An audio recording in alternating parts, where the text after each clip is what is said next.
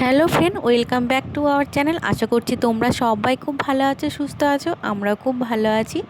সুচন্দ্রা জর্দার ব্লগে তোমাদের সবাইকে স্বাগত। যে যেখান থেকে আমার ভিডিওটা দেখছো তাদের সবাইকে অসংখ্য ধন্যবাদ। তোমরা এইভাবে আমার সঙ্গে থেকেও, পাশে থেকেও, এবং আশা করব আজকের ভিডিওটা শেষ পর্যন্ত তোমরা আমার সঙ্গে থাকবে।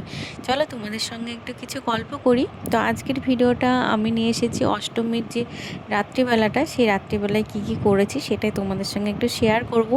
জানি অনেক কিছু এর মধ্যে পার হয়ে গেছে, দুর্গাপুজো হয়ে গেছে, মায়ের বিসর্জন হয়ে গেছে, লক্ষ্মী পুজো হয়ে গেছে, কালী পুজো হয়ে গেছে, সবার সব কিছু হয়ে গেছে, আমার সবে দুর্গাপুজো শুরু হয়েছে। যাই হোক, চলো, মা তো এখন আমাদের মাঝে নেই, তবে মনের মধ্যে আছে। তার সঙ্গে একটু চলো তোমাদের একটু আমার সঙ্গে সঙ্গে তোমরাও একটু দেখে আসো, তো পুরনো কিছু কথা মনে পড়ে যাবে। তো এইটা আমাদের পাড়ার একটা মন্দির। তো এখানে তোমার মেন্টালি হাসপাতালে যেগুলো রয়েছে, যা আছে থাকে আর কি, সেইভাবে থিমটা তৈরি করেছে ওনারা। তো এত সুন্দর থিমটা করেছে, না দেখলে সত্যি বিশ্বাস হবে না। তো ভাবলাম তোমাদের সঙ্গে একটু শেয়ার করে রাখি। আর যেহেতু এত কষ্ট করে ভিডিওগুলো করেছি, সেই জন্য না ছেড়ে আর কি থাকতে পারলাম না তোমাদের সঙ্গে শেয়ার না করে আর কি। তো প্রথমে ঢুকে তো আমি প্রচণ্ড ভয় পেয়ে গেছিলাম, কেননা ধরো এখানে প্রচণ্ড শব্দ, জোরে জোরে যে যার মতো সেতে আওয়াজ করছে ধরো। তারপরে হাত পা শিকল দিয়ে বাঁধা রয়েছে।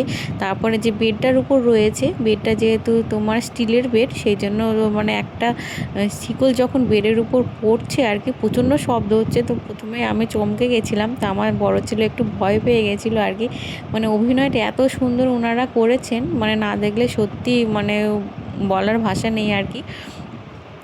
যাই হোক, আমি একটু ভয়টাই পেয়ে গেছিলাম। এই দেখো, তোমরা দেখে বুঝতে পারছো। তো এর মধ্যে যতটুকু পেরেছি ভিডিও করার চেষ্টা করেছি আর কি। প্রচণ্ড ভয় ভালোই পেয়ে গেছিলাম, বুঝতে পারছো ওনাদের সাজ পোশাক দেখে কতটা ভয়ের ব্যাপার আর কি। সত্যি আমাদের মাথার যখন কোনো কাজ করে না, পাগল আমরা যাকে বলি, যাদের মাথার ব্রেনের কোনো কাজ করে না, তারাই হয়তো পাগল হয়ে যায়, সে যে কারণেই হোক না কেন। সত্যি একটা খুব কষ্টদায়ক। তো ওনাদের দেখে সত্যি বেশ কষ্ট আর কি, কষ্টই হলো স্বাভাবিক। তারপরে ওখান থেকে বেরিয়ে এসে একটু মায়ের দর্শন করে চলে আসলাম একটু ফুচকা কাকুর কাছে। তো ফুচকা একটু খেলাম। তো মেলার ফুচকা বুঝতে পারছো, ঠিক ততটা ভালো লাগলো না। তো দুই ছেলের একটু পাপড়ি চাট খেলো, আমি তার সঙ্গে একটু ফুচকা খেয়ে নিলাম। মোটামুটি রাত এখন অনেকটাই, আমরা যেহেতু হেঁটে হেঁটে ঠাকুর দেখছি, সেই জন্য পাটা অনেকটাই ধরে গেছিলো। আর সেই জন্য একটু তার টোটো করে চলে আসলাম বাড়িতে। তো অনেকটা যেহেতু হাঁটাচলা করেছি, তারপরে খানিকটা টোটো করে আবার কয়েকটা ঠাকুর দেখলাম। তো আমাদের বাড়ির আশেপাশে মোটামুটি 1.5-2 কিলোমিটার পর্যন্ত আরও হেঁটেছি। আর লাইটিংগুলো বেশ ভালোই ছিল। আমরা যেহেতু খুব শহরাঞ্চলে বাস করি না, খুব শহর বলবো না, আবার খুব গ্রামও বলবো না, যাই হোক যেমন হয় আর কি, তেমন জায়গায় আমরা থাকি। কিন্তু প্যান্ডেলগুলো ছোট্টর মধ্যে খুব সুন্দর হয়, সত্যি দেখতে খুব ভালো লাগে। তো চলো তোমাদের সঙ্গে একটু দেখিয়ে দিই তোমাদের। এটা একটা কুলোর মধ্যে প্যান্ডেলটা করেছিল। তো প্যান্ডেলের ভেতরে কাজগুলো খুবই সুন্দর ছিল। চলো দেখতে থাকো। আর এই মুহূর্তে যে আমার ভিডিওটা দেখছো, তোমাদের যদি একটু ভালো লেগে থাকে, তাহলে একটু লাইক করো, কমেন্ট করো, শেয়ার করো। আর তোমরা কি দেখতে চাও একটু জানিও। আজকে যেহেতু অষ্টমী, সেই জন্য অষ্টমীর ব্লগটা তোমাদের সঙ্গে শেয়ার করেছি। তো এরপরে যেহেতু নবমী, দশমী, মায়ের পুজো, সব কিছুই আশা করছি তোমাদের সঙ্গে এবার আস্তে আস্তে আমি শেয়ার করতে পারবো, যদি তোমরা আমার সঙ্গে থেকো, তোমরা আমাকে সাপোর্ট করো এইভাবেই। আর নতুন যে বন্ধুরা রয়েছে আমার চ্যানেলটাকে, যারা এখনও ফলো করোনি, তারা আমার চ্যানেলটাকে সাবস্ক্রাইব করে দিও। আর এই দেখো, মোটামুটি এখন রাত্রি মনে হয় 11:30 পার হয়ে গেছে। মোটামুটি আমাদের বাড়ি ঢুকতে ঢুকতে 12টা বেজে গেছিলো। আর টোটো করে আস্তে আস্তে দু একটা ঠাকুর যেগুলো ধরো চোখে পড়েছে সেগুলো দেখেছি। তো এখানে যে দাদার ছবিটা দেখতে পাচ্ছ তোমরা, এই দাদাটা রিসেন্ট মায়ের পুজোর আগেই, দুর্গা পুজোর আগেই আমাদের এখানে খুবই ভালো মানুষ ছিলেন উনি অ্যাক্সিডেন্টে মারা গেছেন।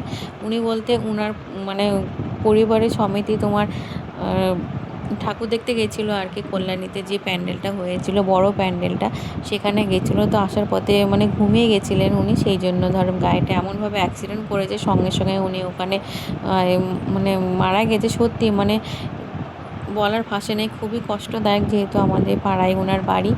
আর তোমার সবাইকে বলবো যে যেখানে যাও না কেন অন্তত যখন যারা ড্রাইভ করো আর কি, অন্তত ঘুমিয়ে পড়ো না। আর যদি ঘুমিয়ে পড়ে থাকো প্লিজ একটু তোমরা সাইড করে একটু রেস্ট নিও।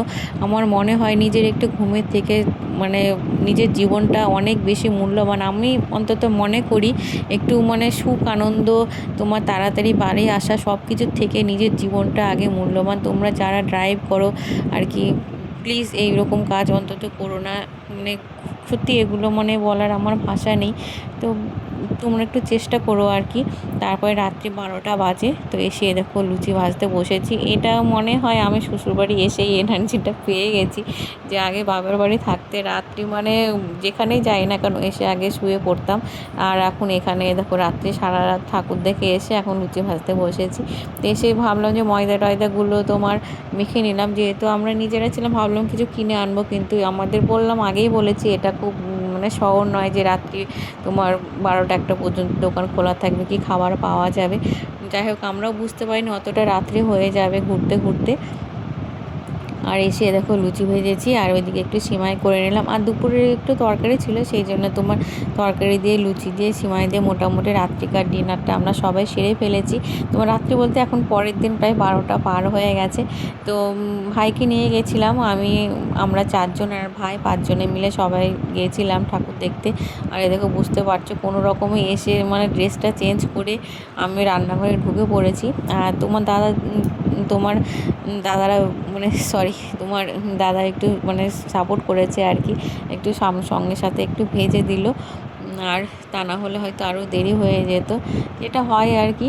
যাই হোক প্রচণ্ড ধরো টায়ার্ড শরীর, কিন্তু বাচ্চারা যেহেতু ধরো খায়নি, আর রাস্তাঘাটেও দেখলে একটু ফুচকা খেলাম আর ওটা পাপড়ি চাট খেলো, তারপরে যা হাঁটাহাঁটি করেছে তাতে ধরো পুরো মানে সব কিছু হজম হয়ে গেছে আর কি। যাই হোক আবার সকালে পরের দিন নবমী, আশা করছি পরের দিন একটু ঠাকুর দেখতে বেরোবো। যতটুকু বেরিয়েছি যতটুকু মানে আমার দুর্গাপুজোটা যেমন কেটেছে তোমাদের সঙ্গে একটু শেয়ার করব। আর আজকের মতো এখানে শেষ করছি। যদি ব্লগটা একটু ভালো লেগে থাকে তাহলে লাইক করো, কমেন্ট করো। সবাই খুব ভালো থেকো, টাটা।